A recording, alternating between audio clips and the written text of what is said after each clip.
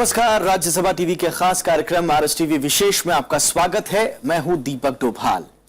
इन दिनों हर तरफ फिजा में तपिश घुली हुई है। सूरज आग उगल रहा है और गर्मी जानलेवा साबित हो रही है। देश के कई राज्यों में पारा 45 डिग्री को पार कर गया है। आलम यह है कि दोपहर होते होते सड़कें सूनी दिखाई दे रही हैं, लेकिन गर्मी की असली मार बेघरों पर पड़ रही है। आज विशेष में बात होगी गर्मी और लू के सितम की। साथ ही जानने की कोशिश करेंगे कि मौसम आखिर क्यों अतिरेकी हो रहा है और कैसे गर्मी से बचा जा सकता है। आइए शुरू करते हैं आरएस टीवी विशेष।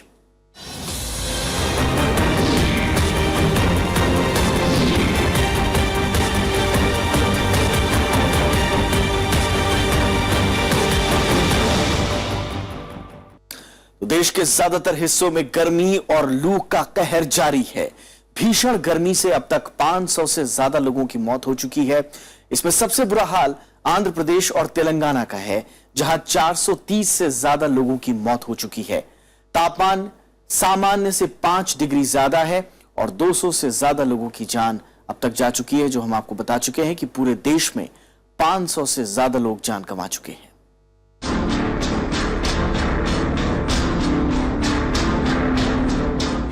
कभी सूरज के जलने की कल्पना प्रेरणा देती थी, लेकिन आज सूरज का जलना रूह कपा देता है। आज जब सूरज की तपिश बढ़ती है तो मौत का सिलसिला शुरू हो जाता है। सूरज के सितम का सबसे ज्यादा प्रभाव आंध्र प्रदेश और तेलंगाना में देखने को मिल रहा है। दोनों राज्यों में गर्म हवाएं चल रही हैं और कहीं कहीं तो तापमान 47 डिग्री के पार पहुंच चुका है। रविवार को खम्मम, रामगुंडम और नालगोंडा में तापमान 46 डिग्री सेल्सियस रहा, तो वहीं राजधानी हैदराबाद में 43 डिग्री दर्ज किया गया। और coast Andhra Pradesh नंदिगामा recorded 46 degrees Celsius, which is 4 degrees above normal, and Gannavaram, Kavali also recorded 45 degrees, which is 3 degrees above normal. Ongole, Nellore both are 44 degrees recorded, and Tirupati recorded 43 degrees Celsius, Bapatla 41 degrees, and Kakinada, Tuni 40 degrees above temperatures of maximum temperatures. Andhra Pradesh में पिछले एक हफ्ते से 200 से ज्यादा लोगों की मौत हो चुकी है, जबकि तेलंगाना में गर्मी 190 लोगों की जान ले चुकी है। लगातार बढ़ते तापमान के साथ मरने वालों की संख्या भी लगातार बढ़ रही है।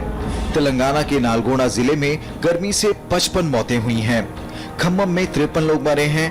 महबूब नगर जिले में 23 और राजधानी हैदराबाद में 2 लोगों को जान गंवानी पड़ी है। मरने वालों में ज्यादातर बूढ़े, बच्चे और गरीब मजदूर हैं। It's really hot. I'm protecting myself by wearing a jacket. It's really burning hot. The skin is burning like anything. If it rains, it's very good. The climate, the temperature comes down. Very helpful for the people. मौसम विभाग के मुताबिक फिलहाल गर्मी से राहत की उम्मीद नहीं है। विभाग ने आंध्र प्रदेश और तेलंगाना में गर्म हवाएं चलने की चेतावनी जारी की है। Hot and dry winds from central and north India are blowing across the coast in a westerly northwesterly direction, so it is raising the temperatures along the coastal Andhra Pradesh. The situation will continue for another few days. People are advised to be cautious and not to go out into the open areas. मौसम विभाग का कहना है कि अगले 3-4 दिन में तापमान और बढ़ सकता है। इसके साथ ही लोगों की मुश्किलों में इजाफा होने की आशंका है। मौसम विभाग ने लोगों को गर्मी से बचने और धूप में बाहर न निकलने की सलाह दी है। जैगम मुर्तजा, राज्यसभा टीवी। अभी तक हमने आपको बताया कि 2 राज्यों आंध्र प्रदेश और तेलंगाना में गर्मी किस कदर कहर ढा रही है। और अब बात देश के दूसरे हिस्सों की। कई राज्य तपती गर्मी और लू की चपेट में हैं। राजधानी दिल्ली समेत देश के तमाम हिस्सों में गर्मी कहर बरपा रही है। गर्मी से बचते, मुंह छिपाते, छांव और पानी की तलाश करते लोग। देश के कई हिस्सों में इन दिनों ऐसे ही मंजर देखने को मिल रहे हैं। गर्मी सैकड़ों लोगों की जान ले चुकी है। तापमान लगातार बढ़ रहा है और साथ में लोगों की परेशानियां भी। दिल्ली, एनसीआर, उत्तर प्रदेश, राजस्थान, मध्य प्रदेश, गुजरात और महाराष्ट्र गर्मी से उबल रहे हैं। टेम्परेचर का इतना हैवी टेम्परेचर है कि अगर आप घर से निकलो, अपने घर से पानी की बोतल लेके निकलो और 15 मिनट बाद तुम्हें पानी चाहिए, हर 15 मिनट बाद पानी चाहिए। नेक भी अगर तुमने उसको पानी को कहीं जरूरत रख दी है तो वो इतना गर्म हो जाता है कि टेम्परेचर को पानी भी नहीं पीने लायक रहता है। रविवार को शिमला में तापमान 29.2 डिग्री रिकॉर्ड किया गया। पंजाब में लुधियाना 43 डिग्री के साथ सबसे गर्म शहर था। राजधानी दिल्ली में पारा 43.5 डिग्री तक पहुंच गया, जबकि राजस्थान में श्री गंगानगर और कोटा 45.5 डिग्री सेल्सियस के साथ सबसे गर्म शहर थे। उत्तर प्रदेश में सबसे गर्म इलाहाबाद रहा, जहां तापमान 47.7 डिग्री सेल्सियस दर्ज किया गया। भोपाल का अधिकतम तापमान 42 डिग्री के आसपास रहा। झारखंड में जमशेदपुर सबसे गर्म शहर रहा, यहाँ रविवार को तापमान 44.8 डिग्री दर्ज किया गया। ओडिशा की राजधानी भुवनेश्वर समेत कई शहरों में तापमान 45 डिग्री से ज्यादा रहा, तो बेंगलुरु में तापमान 33 डिग्री और चेन्नई में तापमान 39 डिग्री दर्ज किया गया। जब वेस्टर्न डिस्टर्बेंस ना हो, थंडरस्टॉर्म एक्टिविटी ना हो, बादल ना हो, तो उस समय जो हवा है वो सूख जाती है, ड्राई हो जाती है, नमी उसमें नहीं रहती है, और जो सूखी वाली हवा या ड्राई एयर होती है वो जल्दी गर्म हो जाती है। इस वजह से तापमान 45, 46, 44 डिग्री कई जगह पहुंच जाता है। उत्तर पश्चिम भारत में, मध्य भारत में, पूर्वी भारत में, यहाँ तक कि तेलंगाना और आंध्र प्रदेश तक के इलाकों में तापमान 46-47 तक पहुंच जाता है। भीषण गर्मी से कई राज्यों से लोगों के मरने की भी खबर है। ओडिशा में 26, पश्चिम बंगाल के पूर्वी हिस्से में 10, राजस्थान के बूंदी और दिल्ली में 2-2 लोगों की मौत हुई है। गर्मी की वजह से देश के कई इलाकों में पेयजल संकट भी गहराता जा रहा है। मौसम विभाग के मुताबिक अगले 4-5 दिनों तक राहत मिलने की उम्मीद नहीं है। Bureau report, Rajya Sabha TV.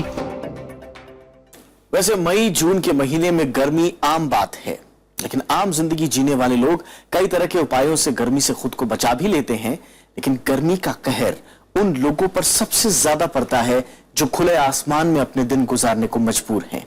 आइए नजर डालते हैं बेघरों की जिंदगी पर। यह है बीबी आयशा। पिछले 42 साल से बेघर की जिंदगी जी रही है।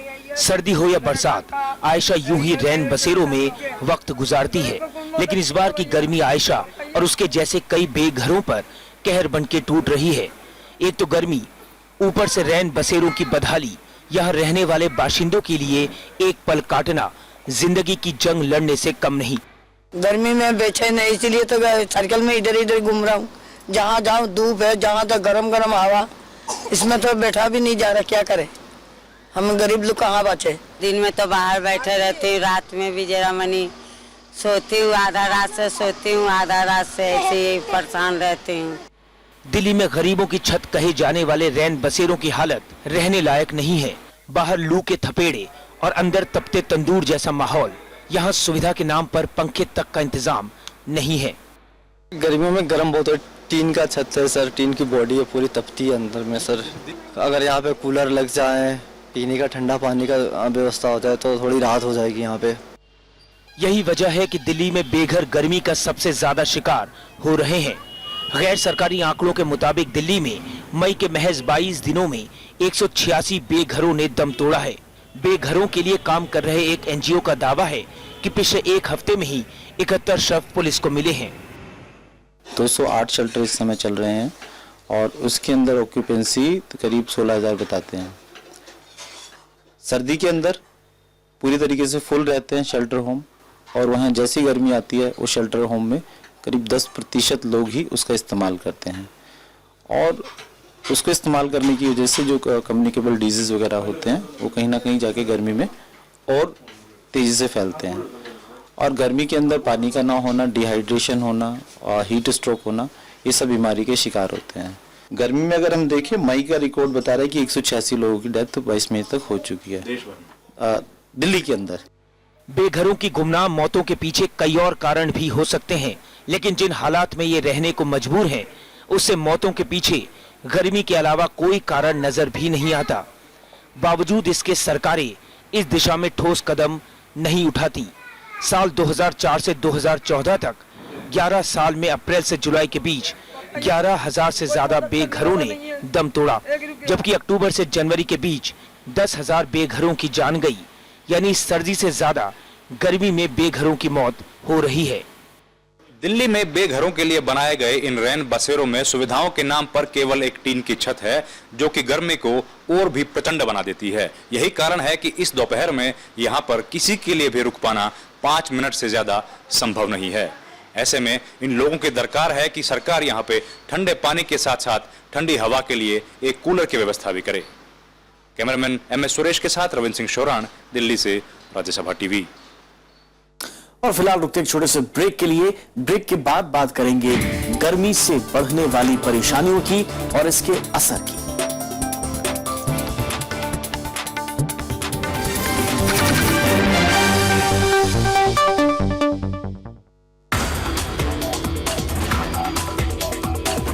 एनडीए सरकार का 1 साल। मथुरा में प्रधानमंत्री की रैली। उपलब्धियों का लेखा जोखा। देखिए पहली खबर, 1 साल का हिसाब, रात 8 बजे।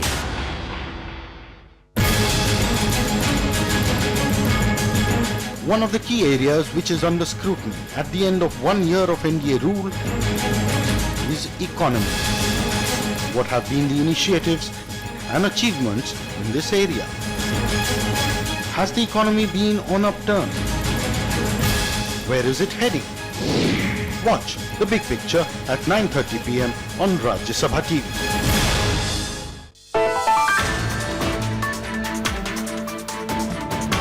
गुर्जरों की आरक्षण की मांग कितनी जायज? देखिए देश देशांतर गुर्जर आरक्षण, आज रात 8:30 बजे।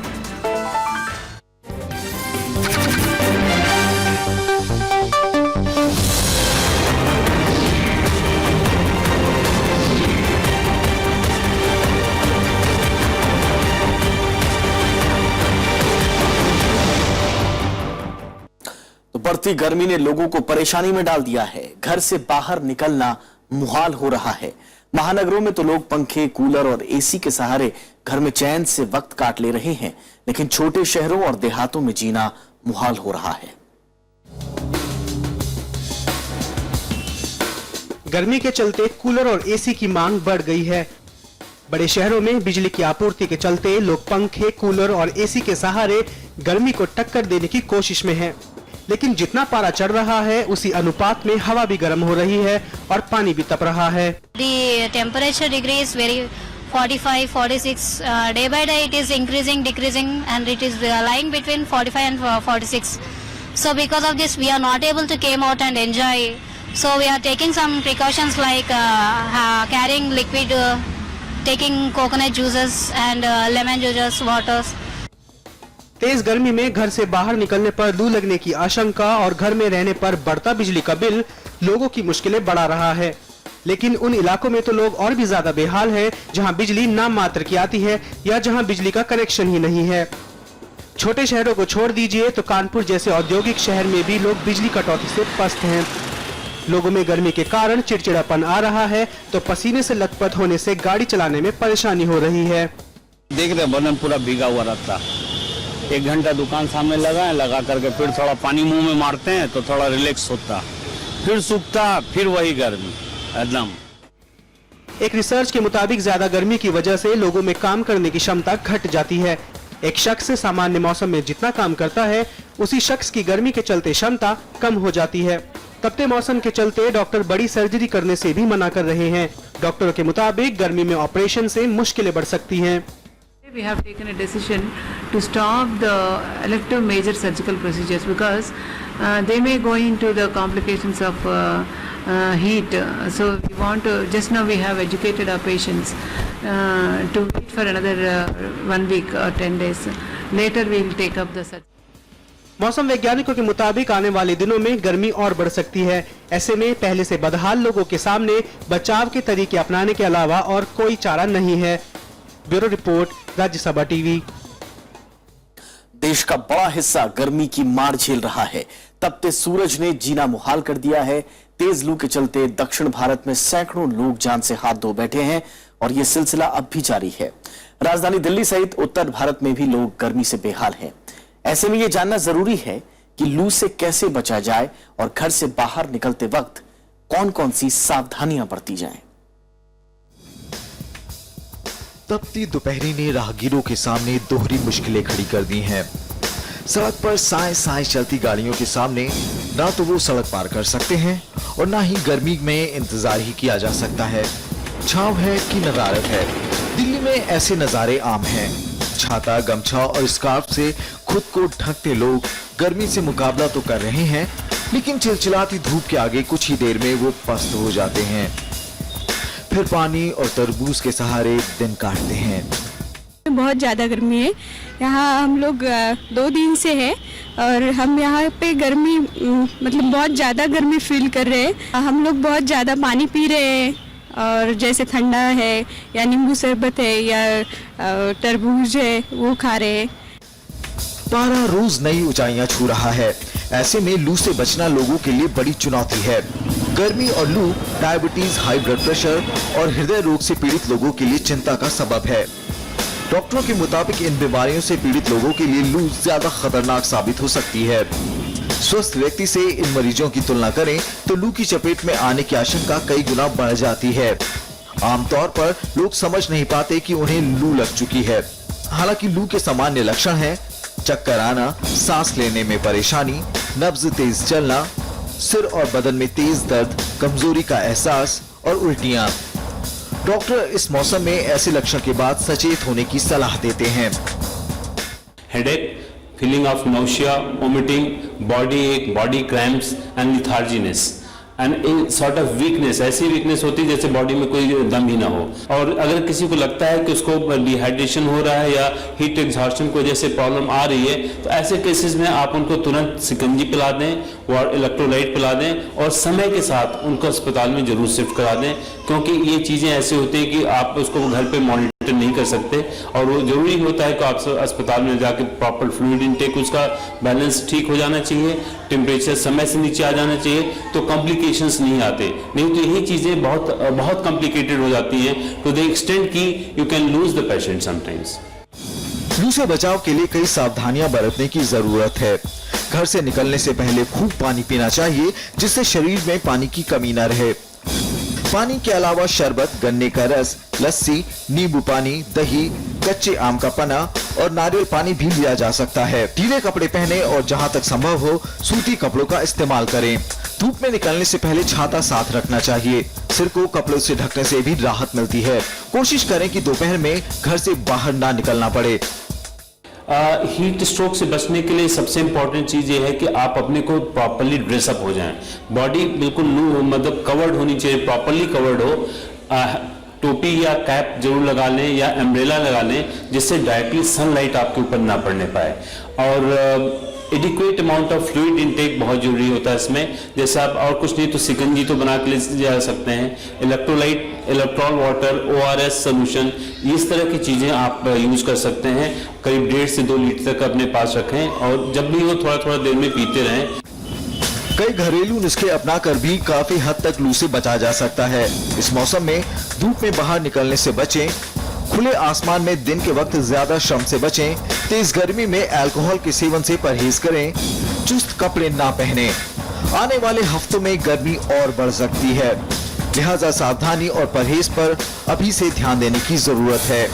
राज यादव, राज्यसभा टीवी। वैसे आपने ये गौर किया होगा कि पिछले कई सालों से गर्मी हर साल रिकॉर्ड तोड़ रही है। दुनिया के कई रिसर्च बताते हैं कि जलवायु परिवर्तन के पीछे सबसे बड़ी वजह ग्लोबल वार्मिंग है। आइए देखते हैं कि मौसम के इस अतिरेकी मिजाज के पीछे और कौन कौन सी वजह शामिल हैं। पिछले साल पर्यावरण और वन मंत्रालय ने जलवायु परिवर्तन पर Indian network for climate change assessment की रिपोर्ट जारी की। इसमें चेतावनी दी गई कि अगर इसी तरह से पृथ्वी के औसत तापमान का बढ़ना जारी रहा तो आने वाले सालों में भारत को दुष्परिणाम झेलने होंगे। पहाड़, मैदान, रेगिस्तान, दलदली क्षेत्र और पश्चिमी घाट जैसे समृद्ध क्षेत्र ग्लोबल वार्मिंग के कहर का शिकार होंगे। रिपोर्ट के मुताबिक ग्लोबल वार्मिंग का भारत में कृषि, जल, पारिस्थितिकी तंत्र, जैव विविधता और सेहत पर भी असर पड़ेगा। दुनिया भर के कई रिसर्च बताते हैं कि 2030 तक सतह के औसत तापमान में 1.7 से 2 डिग्री सेल्सियस की बढ़ोतरी हो सकती है। हमें अब ये रियलाइज करने की जरूरत है कि बहुत ज्यादा मुझे साइंटिफिक एविडेंस की जरूरत नहीं है ये कहना कि क्लाइमेट चेंज का इंपैक्ट अब हमारे बारिश पे, हमारी जो क्लाइमेट सिस्टम पे, वेदर सिस्टम पे है, वो काफी विजिबल है। और चाहे इसको हमें 10 साल लगे साइंटिफिकली प्रूव करने के लिए, वो हम प्रूव करें, हमारे साइंटिस्ट पे काम करें, मुझे उसमें कोई आपत्ति नहीं है, लेकिन अब हमें प्रिपेयर होने की जरूरत है। भीषण गर्मी के पीछे प्राकृतिक ही नहीं बल्कि इंसानी गतिविधियां भी कारण हैं। जंगलों की अंधाधुंध कटाई, बढ़ता औद्योगिकीकरण, गाड़ियों और एयर कंडीशनरों का इस्तेमाल पारे को सामान्य से कई डिग्री ऊपर पहुंचा रहा है। इंसानी गतिविधियों से chlorofluorocarbon, carbon dioxide, methane, nitrous oxide, hydrogen और कार्बन मोनोऑक्साइड जैसी गैसें उत्सर्जित हो रही हैं। इनमें से क्लोरोफ्लोरोकार्बन और कार्बन डाइऑक्साइड तापमान बढ़ाने में सीधी भूमिका निभाते हैं। अमेरिका के मुताबिक आर्कटिक में पूरे उत्तरी गोलार्ध की तुलना में 3 गुना तेजी से तापमान बढ़ रहा है और इसकी वजह मानवीय गतिविधियों से पैदा हो रही कार्बन डाइऑक्साइड है।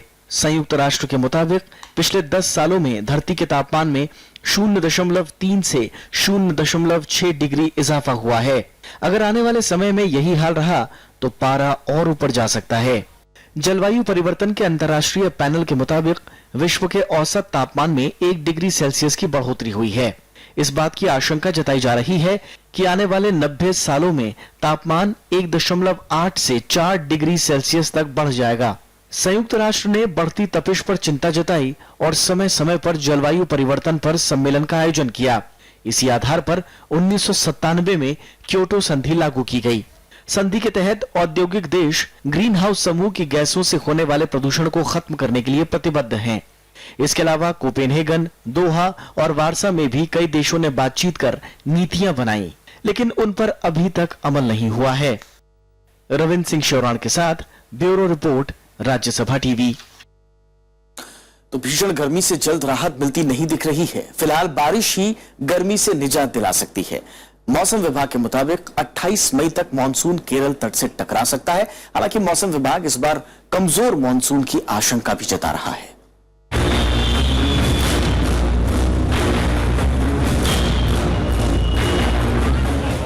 भारत के कई हिस्सों में इन दिनों गर्म हवाएं और लू चल रही है। लोगों को बीच बीच में धूल भरी आंधी का सामना भी करना पड़ रहा है। लोगों को मानसून का बेसब्री से इंतजार है। हालांकि दक्षिण भारत में वक्त से पहले मानसून के 28 मई तक दस्तक देने की उम्मीद है, लेकिन उत्तर भारत के लोगों को अभी इंतजार करना होगा। मौसम विभाग का कहना है कि इस बार मानसून की रफ्तार थोड़ी सुस्त है। We have issued a forecast regarding advance of monsoon over Andaman Sea. We are expecting that it is likely to advance over these regions during next 3 to 4 days. There has been lot of cloudiness, convection. There is a lot more rainfall occurring over the Andaman and Nicobar Islands, and wind strength will increase in the coming 2 to 3 days, and which ultimately will lead to increase in rainfall and the setting of the southwest monsoon over Andaman Sea this year. Bharat में monsoon Hind महासागर और अरब सागर की तरफ से हिमालय की दिशा में आने वाली हवाओं पर निर्भर करता है। जब ये हवाएं भारत के दक्षिण पश्चिम तट पर पश्चिम घाट से टकराती हैं, तो भारत और आसपास के देशों में भारी बारिश होती है। भारत में मानसून 2 प्रकार की हवाओं से प्रभावित होता है, उत्तर पूर्वी और दक्षिण पश्चिमी हवाएं। हालांकि ज्यादातर बारिश दक्षिण पश्चिम मानसून से होती है। आमतौर पर 1 जून तक मानसूनी हवाएं भारत आ जाती हैं। इसके बाद सितंबर तक लगातार बरसात का मौसम रहता है। प्रशांत महासागर हो या अटलांटिक महासागर हो या हिंद महासागर हो, महासागर 2/3 भूभाग पर इस पृथ्वी पर है, और मानसून अपने आप में बहुत बड़े विस्तृत क्षेत्र में हवा का परिवर्तन होता है, और इस परिवर्तन का विशेष कारण समुद्र और भूभाग के तापमान का जो अंतर है, उसके कारण ये मानसून की गतिविधियां होती है। तो और समुद्र के तापमान जो है वो मानसून के सर्कुलेशन को सीधा प्रभावित करते हैं। साल भर होने वाली बारिश में मानसून की हिस्सेदारी करीब 3/4 है। पिछले 50 साल में मानसून के दौरान देश भर में औसतन 89 सेंटीमीटर बारिश हुई। 2013 में औसतन 106 सेंटीमीटर तक बारिश दर्ज की गई, लेकिन 2014 में ये घटकर 88 सेंटीमीटर रह गई। ये अनुमान से करीब 12% कम थी। मौसम विभाग ने इस साल भी मानसून की बारिश सामान्य से कम होने की आशंका जताई है। Quantitatively, the monsoon seasonal rainfall is likely to be 93% of the long period average. That there is a 35% probability of monsoon rainfall to remain below normal. Monsoon कमजोर रहा तो इसका असर गर्मी के साथ साथ फसलों की बुआई पर भी पड़ेगा। भारतीय उपमहाद्वीप में आधी से ज्यादा फसलों की सिंचाई का दारोमदार मानसून पर ही रहता है। दक्षिण पश्चिम मानसून का समय पर आना खरीफ की फसल खासतौर पर धान की रोपनी के लिए बेहद जरूरी है। इसकी वजह से अनाज, कपास और तिलहन के उत्पादन में भी कमी आ सकती है। इस साल भी अगर बारिश कम हुई तो इसका मौसम के साथ साथ फसलों पर भी बुरा असर पड़ेगा। जैगम मुर्तजा, राज्यसभा टीवी।